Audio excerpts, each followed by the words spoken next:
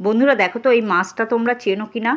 এই মাছটা সমুদ্রের, অনেকে ঢেলা মাছ বলে, অনেকে চন্দনা মাছ বলে। দেখো দুটো মাছ নিয়ে এসছে, আমি বলে বলে মানে মুখ ব্যথা হয়ে গেছে, দাদাকে দিয়ে আনাতে পারিনি।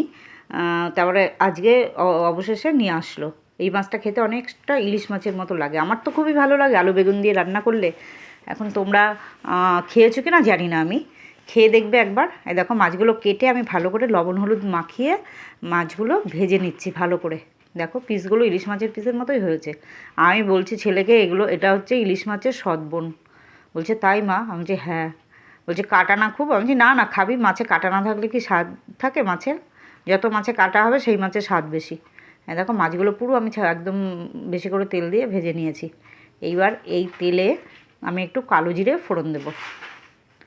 কালো জিরে দিয়ে দিলাম, তোমরা চাইলে জিরেও দিতে পারো, যার যেটা মানে খুশি।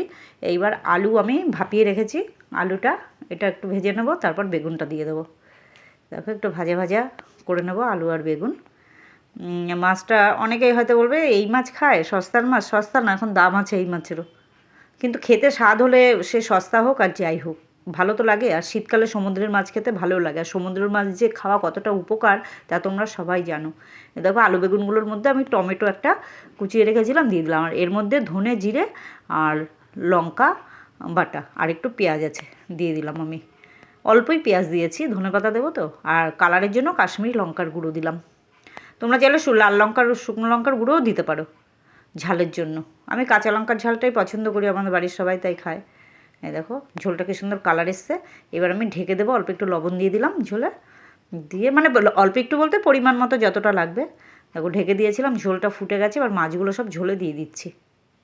গরম গরম ভাতের সাথে মানে খুবই ভালো লাগবে। একবার তোমরা খেয়ে দেখতে পারো, তারপর আমাকে তোমরা জানাতে পারো যে কেমন হয়েছে।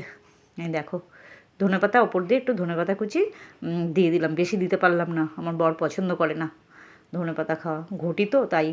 দেখো কেমন হয়েছে মাছের ঝোলটা, হেভি হয়েছে।